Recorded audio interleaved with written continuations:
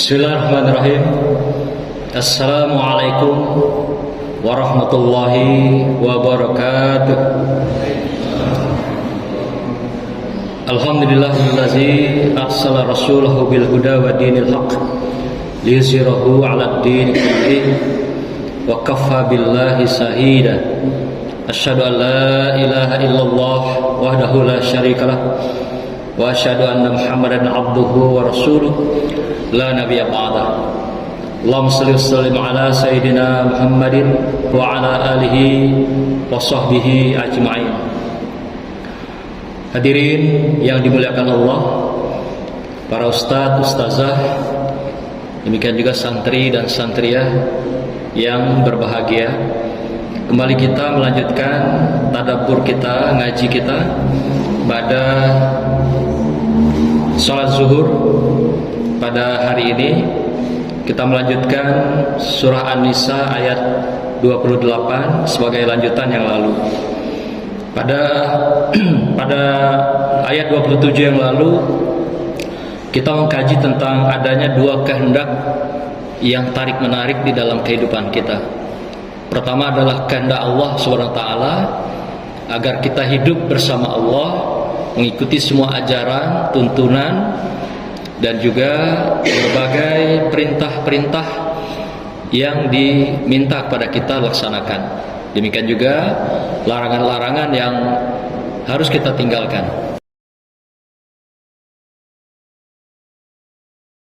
Kemudian kehendak kedua, tarikan kedua adalah tarikan hawa nafsu yang membawa kita, menggiring kita, menggerus kita agar hidup di dalam kehinaan, mengikuti hawa nafsu kita.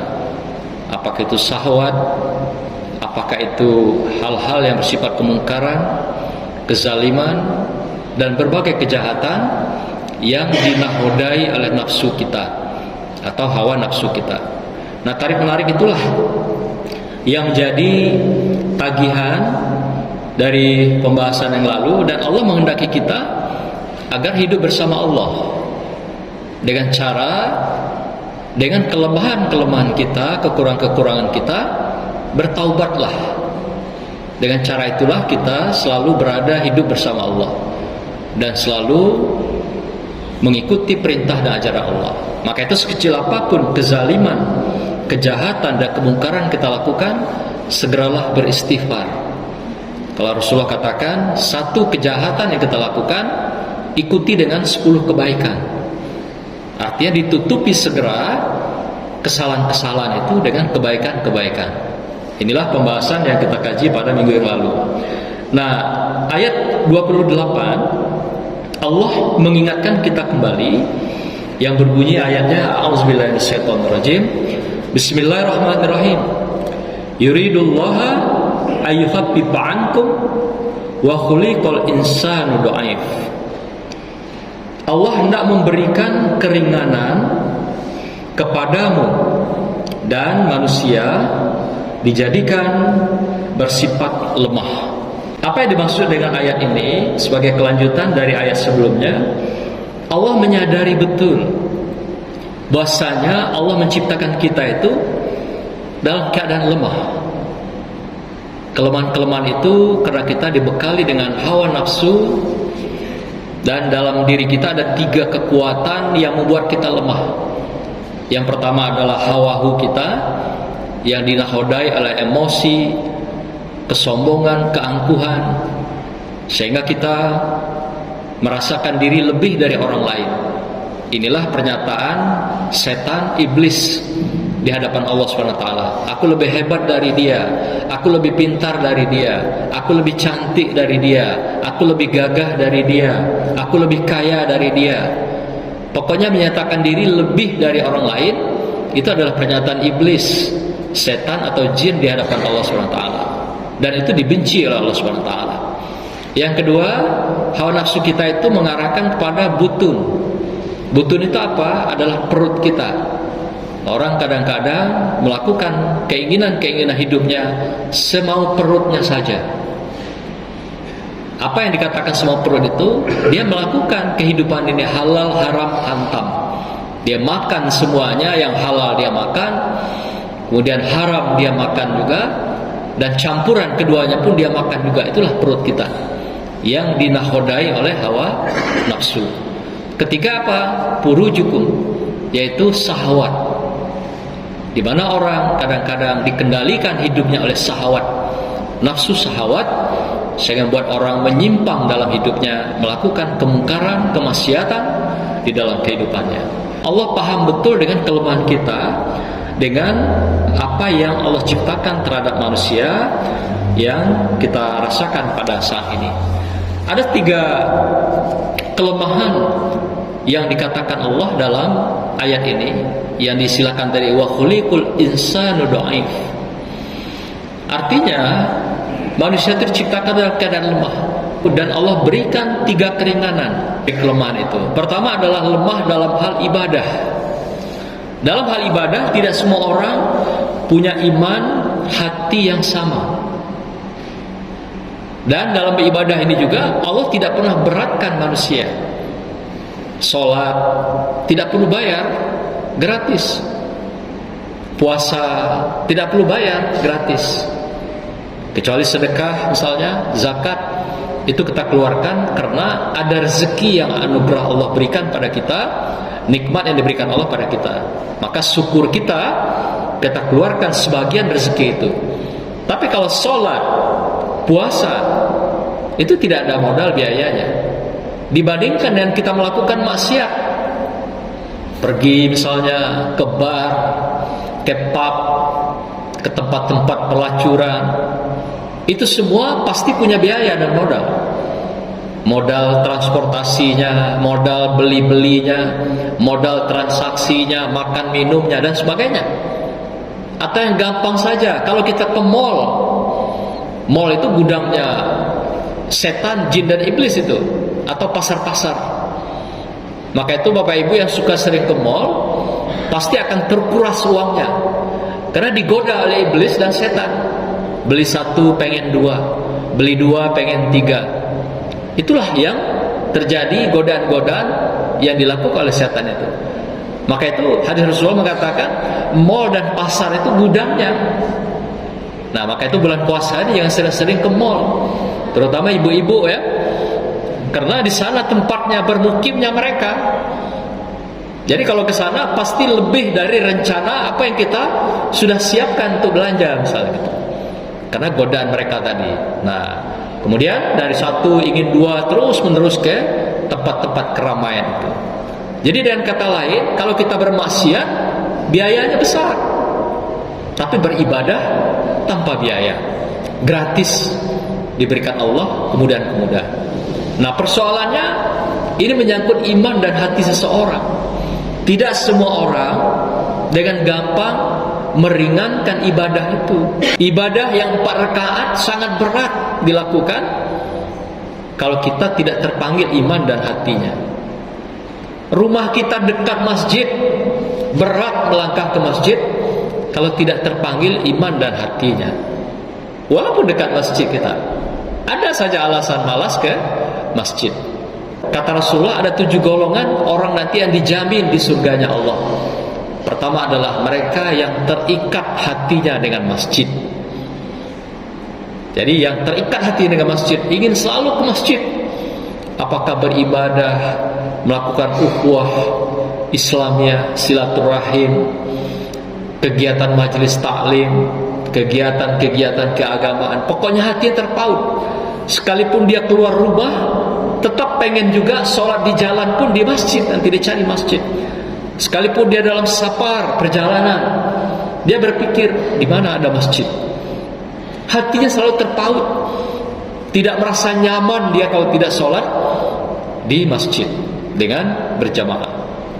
Ini persoalan hati dan iman. Salah seorang sahabat Rasulullah bernama Sa'ban, itu tinggal dari masjid itu jauh sekali, dengan melalui perjalanan 3 jam. Kalau 3 jam perjalanan itu diperkirakan sekitar 5 km. Kira-kira perjalanan dari mana dulu? Dari sini sampai ke Palima ya, kira-kira begitu.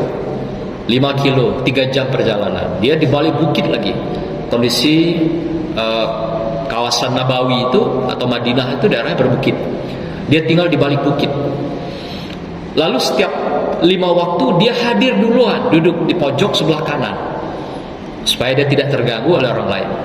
Pernah ditawarkan oleh Ubay bin Ka'ab, "Wahai sahabatku Sa'ban, mau dah engkau kekasih keledai atau unta, supaya engkau ke masjid itu lebih cepat?" Ditolak mentah-mentah oleh si Sa'ban. "Oh, mohon maaf saudaraku Ubay, aku pernah mendengar Rasulullah mengatakan, semakin jauh langkah kita ke masjid, semakin setiap langkah itu dihapuskan dosa kita. Oleh karena itu aku memilih sengaja tidak di dekat Masjid Nabawi, tapi aku jauh dari kawasan Masjid Nabawi." Nah, dia tinggal jauh dari Masjid Nabawi itu. Sehingga ditawarkan unta, ditawarkan keledai, dia tidak mau. "Aku ingin lebih jauh agar menikmati perjalanan." Dan kata Rasulullah, setiap langkah kita, langkah itu diampuni Allah SWT, diberikan fadilah, diberikan pahala di hadapan Allah SWT. Singkat cerita, satu ketika waktu subuh, Sa'ban tidak ditemui oleh Rasulullah. Dia lihat di pojok, kok tidak ada Sa'ban. Lalu sampai siang dia tanya, "Di mana Sa'ban? Kok aku tidak melihat dia duduk di pojok ujung itu?" Dia langganan, biasa datang duluan di pojok. Jawab, "Tidak ada yang tahu." Lalu keesokan harinya Rasulullah berunding dengan sahabat, "Wahai sahabatku, mari kita silaturahim ke rumah Sa'ban. Jangan-jangan terjadi apa-apa dengan beliau, apa sakit atau apa. Ayo kita silaturahim ke rumah beliau." Maka besok harinya berangkatlah Rasulullah bersama sahabat menuju ke rumah Sa'ban. Perjalanan 3 jam. Luar biasa jauhnya, dengan mendaki, menuruni gunung, bukit-bukit, menuruni bukit-bukit yang ada di Madinah. Sampai di rumah Sa'ban, Rasulullah mengucapkan salam, "Assalamualaikum," kata Rasulullah. Menjawablah seorang wanita keluar dari rumah itu dalam keadaan menangis ketika dia melihat Rasulullah dan rombongan datang. "Ada apa ya Rasulullah, kau datang ke rumahku?" Kata Rasulullah, "Kami kehilangan Sa'ban yang biasanya beliau sholat selalu 5 waktu dengan kami. Tapi sejak subuh kemarin kami tidak menjumpai Sa'ban. Kemanakah sahabatku itu?" kata Rasulullah. Dalam keadaan juga bersedih, Rasulullah kehilangan Sa'ban. Lalu istrinya berkata, "Wahai Rasulullah, suamiku Sa'ban telah meninggal dunia kemarin dan telah dimakamkan dengan upacara pemakamannya kemarin. Maka beliau tidak datang ke Masjid Nabawi subuh tadi pagi. Nah, oleh karena itu saya atas nama keluarganya mohon maaf kalau terdapat kesalahan dan kehilapan beliau selama pergaulan ketika beliau melaksanakan ibadah ke Masjid Nabawi." Nah, lalu Rasulullah bertanya, "Apakah ada tanda-tanda ketika beliau akan wafat, sakaratul maut?" Kata Rasulullah. Kata istrinya, "Ada." Dia 3 kali bertanya dengan suara yang tinggi, kata istrinya. "Apa itu?" kata Rasulullah. Yang pertama, katanya, "Suamiku mengatakan, 'Aduh, kok terlalu dekat,' katanya. Lalu yang kedua dikatakan, 'Aduh, kok yang buruk, yang jelek,' katanya. 'Kenapa tidak yang baru?' Yang ketiga, 'Aduh, kenapa tidak semuanya?' Nah, aku tidak mengerti," kata istri si Sa'ban, "apa yang diucapkan oleh suamiku itu." Lalu Rasulullah menjelaskan. Rasulullah katakan, yang pertama maknanya adalah beliau tinggal jauh dari masjid yang kami tempuh tadi 3 jam perjalanan. Itu pun oleh Sa'ban, oleh Allah diperlihatkan balasan-balasan dari apa yang Sa'ban lakukan dalam kehidupannya. Dan apa yang dia lakukan perjalanan 3 jam itu masih terlalu dekat katanya. Maka itu Sa'ban mengatakan ketika Allah perlihatkan surga Jannatun Na'im oleh Allah SWT dengan perjalanan Sa'ban yang begitu jauh, sehingga Sa'ban berkata, "Aduh, kok dekat sekali," katanya.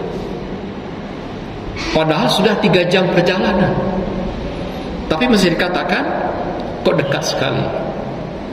Yang kedua dikatakan Kenapa tidak yang baru? Rupanya waktu subuh, Sa'ban pernah hadir ke subuh, lalu memakai 2 lembar jaket. Jaket itu kalau orang Arab biasanya mantel yang dalam tuh. Nah, dia punya 2, satu yang baru ditaruh di dalam, yang satunya di luar untuk lapisan bajunya itu. Ketika dia sampai ke masjid, dia melihat ada seorang jamaah yang kedinginan, kehujanan, menggigil. Lalu dia berikan mantel itu, jaket itu, dikasih yang buruknya gitu. Padahal dia pakai sendiri yang baru, yang bagus. Lalu dia menjerit, aduh, kenapa tidak aku kasih kemarin itu yang baru, yang bagus itu. Karena diperlihatkan Allah surga. Atas amal jariah dia memberikan mantel pada orang yang kedinginan itu. Dan ketiga, diperlihatkan kalau di surga bagaimana dia membantu orang. Rupanya sedang sore hari maghrib, ada yang berbuka puasa tapi tidak makan apa-apa, dia kelaparan. Lalu dia akan berbuka juga Sa'ban ini pada hari itu, hari Kamis. Lalu dia kasih separuh, sepotong roti kepada orang tua itu. Ketika dia beri dengan ikhlas, orang tua itu memakannya dan berbuka puasa. Saat itu diperlihatkan surga oleh Allah SWT. Dia sedekah sepotong roti itu. Lalu apa kata Sa'ban? Aduh, kenapa tidak aku kasih semuanya gitu. Inilah Bapak Ibu sekalian, betapa keterikatan iman dan hati kita itu ditentukan oleh iman seseorang. Jadi bukan karena dekat dan jauhnya orang akan beribadah ke masjid. Inilah salah satu contoh daripada seorang sahabat yang terikat hatinya dan imannya dengan masjid. Yang kedua, kata Allah, wa khuliqul insanu dhaif. Dalam konteks ini adalah dalam perspektif syahwat. Manusia dipahami betul oleh Allah lemah syahwatnya itu. Artinya lemah di dalam dia mengatasi perihal syahwatnya. Maka itu Allah berikan solusi atas kelemahan ini. Yang pertama, agar manusia menaklukkan pandangannya, menundukkan pandangannya. Para sufi mengatakan kalau sekali kita melihat wanita, itu adalah anugerah atau nikmat. Tetapi yang kedua, itu sudah pandangan nafsu. Nah, kalau yang ketiga, itu sudah maksiat. Jadi kalau sekilas kita melihat wanita tidak sengaja, itu nikmat. Jangan diulangin yang kedua. Kadang-kadang sudah nengok pertama, berputar kepala itu nengok pula yang kedua, itu sudah nafsu. Dalam pandangan sufi. Apalagi nambah lagi yang ketiga, itu sudah maksiat. Oleh karena itu, tundukkan pandanganmu tatkala engkau melihat wanita. Ini segi halwa syahwat. Allah sadari betul, Allah pahami betul, Allah paham dengan kelemahan kita di bidang syahwat ini. Yang kedua, apa yang dilakukan jika kamu juga untuk menaklukkan syahwat itu adalah dengan berpuasa. Jika kamu belum sanggup kawin, menikah, berpuasalah sepanjang hari, minimal puasanya Daud atau juga puasanya Nabiullah sallallahu alaihi wasallam. Kalau Daud selang-seling, Senin, Kamis, Sabtu, misal tambah lagi, nyambung lagi Senin, itu puasanya Daud. Kalau puasanya Nabi, Senin dan Kamis. Itu salah satu kiat untuk menaklukkan syahwat itu.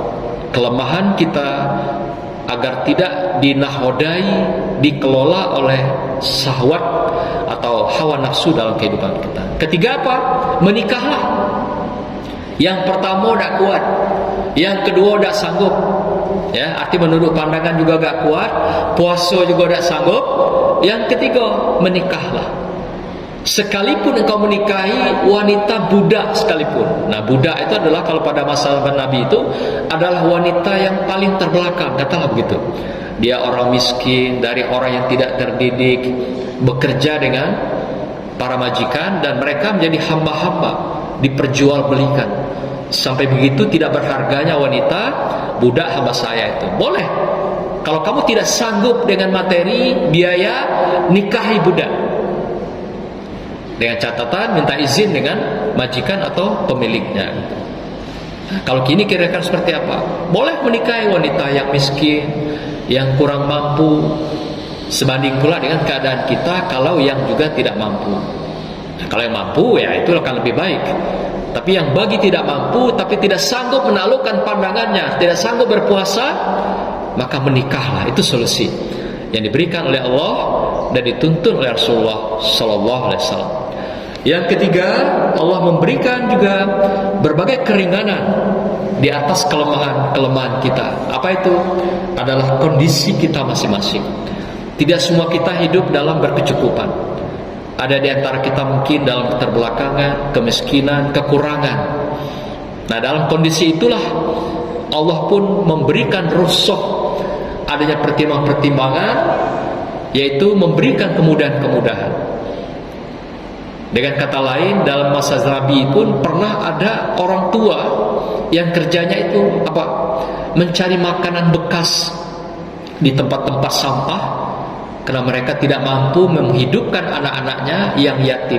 Suami sudah meninggal, pengen makan daging, pergilah ke tempat-tempat pembuangan bekas, potongan-potongan, bahkan juga bangkai, kalau pengen makan daging, karena tidak sanggup membeli, tidak ada uang, tidak ada biaya. Inilah yang dilakukan oleh ibunda yang janda tua ini. Tapi diketahui oleh sahabat, disampaikan pada Rasulullah. Lalu dikatakan oleh Rasulullah, ya karena itu rukhsah, itu keadaan dia, maka Allah pun juga meringankan beban dia atas kesulitan yang dilakukan itu. Jangankan pada masa Rasulullah, hadirin yang berbahagia, saya baru beberapa hari yang lalu pulang dari Jakarta, mendapat informasi dari teman saya di perumahan. Para pemulung di sana, saking sulitnya mendapatkan kehidupan, mereka mencari makanan-makanan bekas di tong-tong sampah, itu bekas pembuangan-pembuangan. Kadang nasi itu sudah ada belatungnya, sambal-sambal ada belatungnya, ulat-ulat itu. Lalu apa yang mereka lakukan? Dia masak kembali, lalu dia berikan bumbu lagi, dan itu dia makan untuk keluarganya. Jangankan pada masa-masa Rasulullah dan Khalifah, sekarang pun ada umat kita, masyarakat kita seperti itu. Hidupnya tinggal di tepi makam kuburan, di pinggir-pinggir sungai, di pondok-pondok reot yang dibuat. Itu ada. Dan itu ditanyakan langsung oleh teman-teman sahabat saya, bahkan ada yang melakukan riset. Itulah sebuah fenomena, kenyataan. Bukan saja pada masa Rasulullah, kehidupan seperti ini ternyata hari ini pun ada, dialami oleh masyarakat kita.